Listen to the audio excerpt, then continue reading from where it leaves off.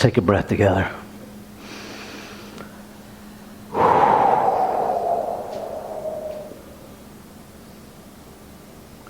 So how does one practice spiritual principle when they're feeling the pain of the Holocaust? And I was sitting back there in prayer and contemplation with just that, and tears began to come. Because I think the first thing we do is actually feel it. Because our human tendency is to not feel. As a human race, we are addicted. We are addicted to food. We are addicted to fun. We are addicted to busyness. We are addicted to anything that will change how we feel. Because we haven't learned how to feel. See, if we actually were raised to learn how to feel, the entire paradigm of humanity would be different. Because we're all raised, all of humanity, I don't care where you're from, what ethnicity you are, it's a reward-punishment system. All is based in capturing your attention and making you feel a certain way. All of which negates how you might actually feel. See, in order to get your dinner, you need to feel a certain way, because when you feel a certain way, you'll behave a certain way, and then I'll feed you. As infants, we cry to get attention. And let's face it, any of us that are parents or have infants in our life, it's guess your best. Right? It's the process of elimination. And I think that is the closest we get to actually being attentive to what one another feels. Because we don't know until there is some satisfaction from an infant that can't actually communicate any other way. Instead of supplanting our idea of what will make them better, they just keep screaming until we figure it out. Right? This whole... I'm taken back to a book that you can actually download for free on Google Books, The History of New Thought. It's written by Horatio Willis Dresser back in 1901. And in 1901, Horatio Willis Dresser says this: we now see that coming out of the war, and he's talking about this supplanting of one individual's ideas onto an entire society, that the only true justice must be social. See, we act like social justice is new. 1901. We now see that all true justice must be social. What actually created the Holocaust? Let's start there. Because most people will default to blaming one human being for the Holocaust. Stop lying to yourself. Hitler could have done nothing without the participation of everyone that participated. Hitler did not round up anybody. Read your history book. Hitler didn't do it. Hitler thought about it, and Hitler created an invitation and a portal for other people to enact it. Come on. Right? I suspect, and it's only, I can only suspect, because quite honestly, I have forgotten who even submitted all these questions.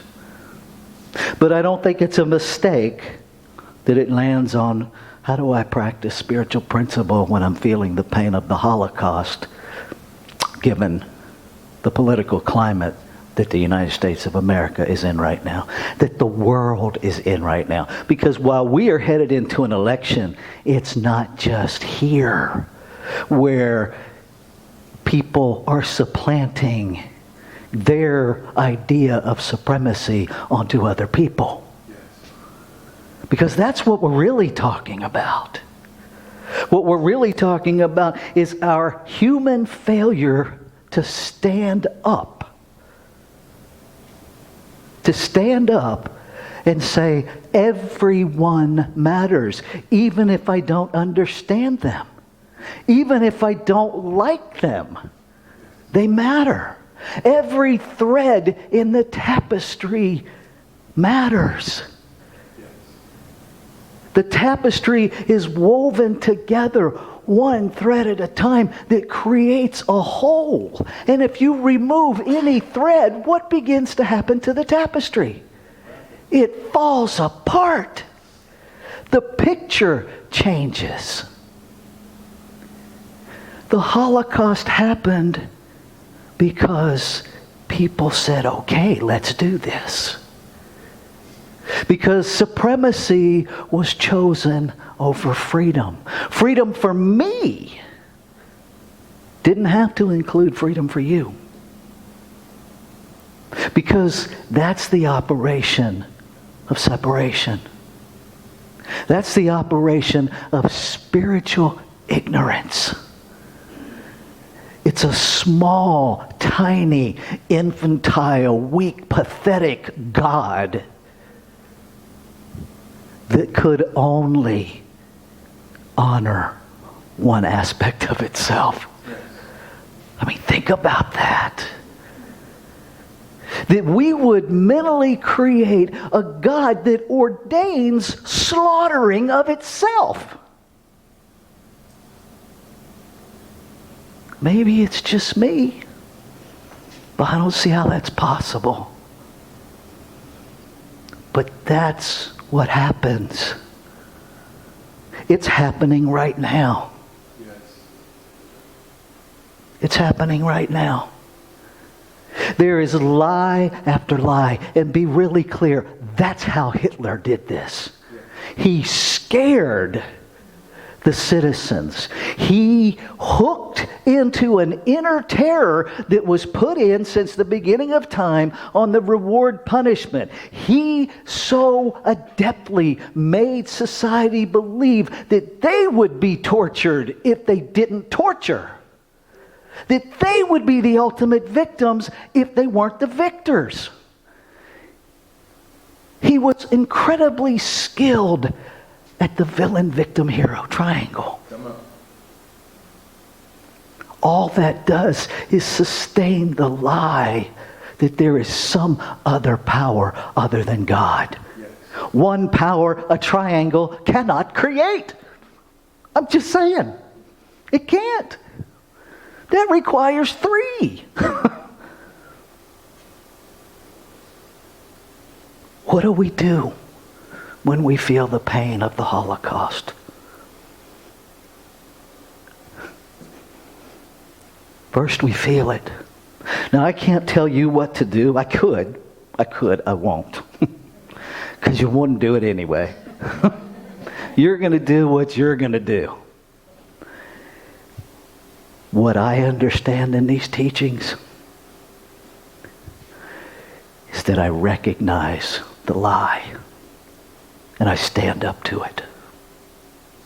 That no matter what my family affiliation is, no matter what I was raised to believe, what am I looking at right now? What am I looking at? Most of you, because I've talked to you, just assume that I am this uber liberal guy because I am a transgender man married to a brown woman and I'm not hiding any of it. You have no idea. Because you assume you know. you don't ask. Okay? And if you assume your parents' affiliation and identity, you don't know what your own is because you haven't asked. Come on. You've just become a puppet of what you were raised with. Does it match your own values? Do you even know what your values are? And I'll go one step deeper. Do you even know what a value is? Have you asked yourself who you are? Because you cannot align with yourself if you don't know who that is. And that's what happened with the Holocaust. People aligned with a Savior. Save your house. Save your money. Save your life. Save your culture. Nowhere in there was save your identity, because they ceased to have one. Viktor Frankl, and I cannot say the man's name without feeling. Viktor Frankl is my Holocaust guru. If you've never read any of his works, I highly recommend it. I highly recommend starting with Man's Search for Meaning. Viktor Frankl learned who he was in the hell of the Holocaust. He learned the power of choice that resides within him, that has nothing to do with what happens out here and everything to do with what happens in here. Come on. Stripped naked, starved, physically dying, the only thing the man had left was his wedding ring. And they demanded it. And he paused long enough to get right within himself so that he was choosing to give it to them so that they could not take from him. Now, you may think that's just semantics, and that's easy to think when you're not standing there naked, starving to death. See, none of us get to decide what that was for him. We choose. And in this time that so desperately mirrors the atrocities of the Holocaust, we each get to choose. You can choose the status quo. You can choose self-righteousness. You can choose to be right. You can choose to make other people wrong.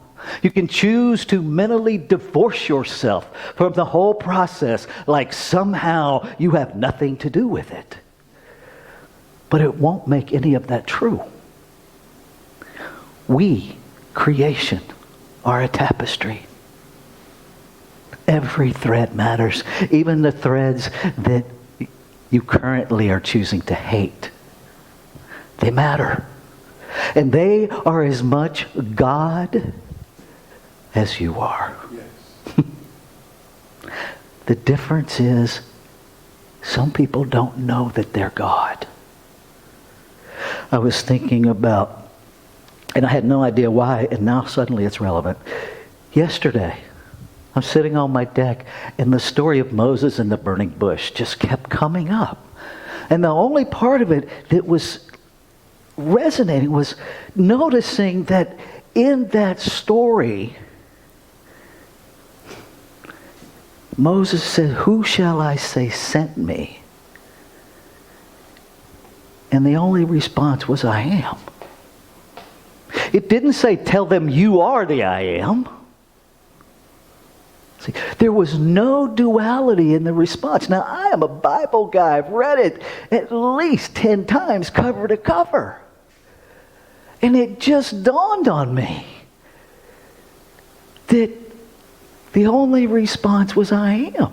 There was no duality in that response. There was no God talking to Moses. That that gets eliminated with a response like, I am. And he asked it a different way, and the response was the same. I am that I am. Subtitled, you can ask it as many different ways as you want, but the answer is still, I am. Do we dare to know, to move from knowing about to knowing that I am? I am. That God, as you, is. We don't, in this faith tradition, we don't beseech a God outside of ourselves. The only place I can find God is every place. Every place. When I look at you, I see God. Yes. And if I don't, I got work to do. Yes. God as a spinning wheel. Because if it's all God, people, it's all God. There's nothing in that sentence that's negotiable. Nothing. Even the thoughts. I posted on Facebook. Those of you that follow me on Facebook, thanks for laughing with me. Yesterday I posted, Dear Comcast, thank you for another opportunity to love when every human part of me wants to hate you. See, my humanity wants to hate. Because then it doesn't have to feel. We are addicted to the drama of division. See, if I can separate myself from you, I don't have to give a damn about you. And I don't have to see God in you. And I can go on my merry way feeling self-righteous. And then when things don't work out the way I want, I know who to blame. I know who to blame now. Because I've already set you up on the triangle as the villain. And what I never recognize is that first I made myself the victim. That's what happens first. Is we make ourselves a victim. We disempower God as us as a worthless power. And give everything to a power outside of us that doesn't even exist. It doesn't exist. So when you feel the pain of the Holocaust, feel it. Understand that a part of you was there. A part of you was the Jew.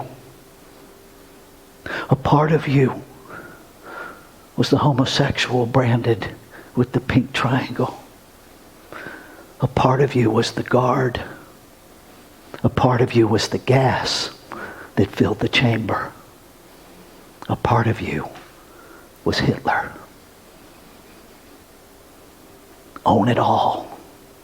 Own the whole tapestry.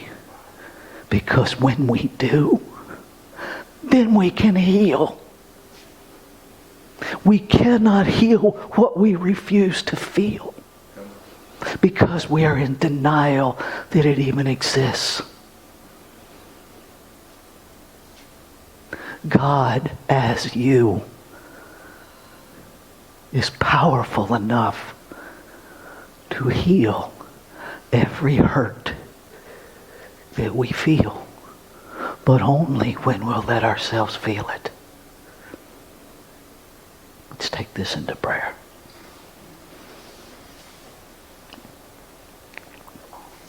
With this breath, with this holy, holy breath,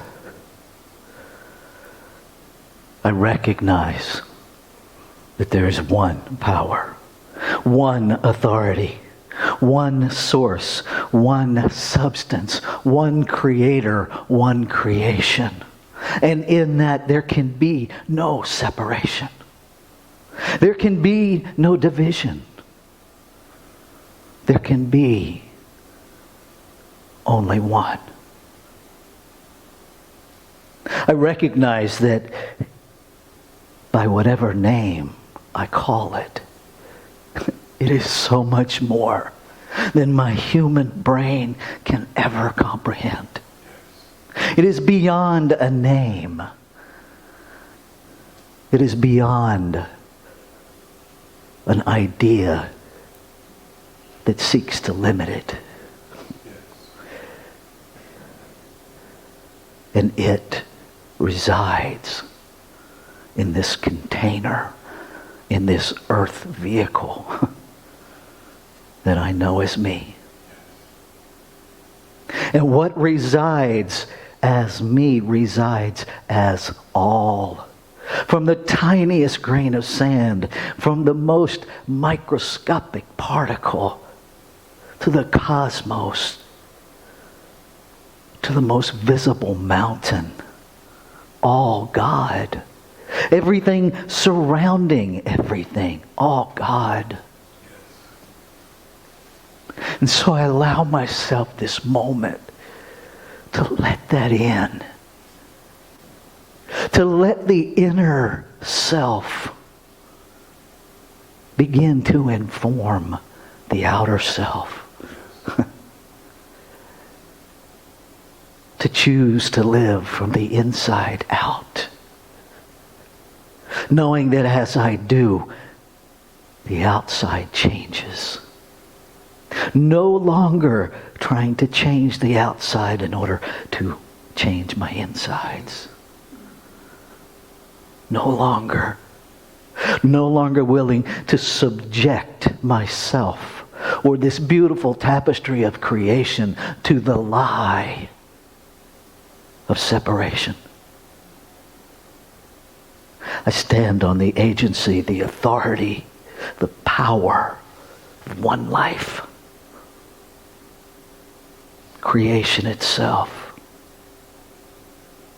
And I surrender my humanity to be informed by that, to be guided by that, to be an example of I will be known by my fruits, not by my words, by my fruits, by the demonstration. I'm so incredibly grateful. Grateful for all of the wisdom teachers that have come before, that listened deeply to that I am, that wrote it down, that spoke it, that shared it, that moved it forward in the awakening of creation to the truth of its being. Grateful. Grateful for the activity of creation that simply acts, that will not be manipulated. It responds to exactly what is believed. And knowing it's already done, I can let go. I can stand in the belief that resonates with that inner being, that knows itself, and trust that its power is far greater than any manipulation the human me comes up with. So I let go. I let go of any idea of control. I let go of the fear that is back of the idea that I even need to control. I let go. And I believe what I believe, and I stand in the truth of my being because it is the truth of being. All being. And I trust that it is having its way.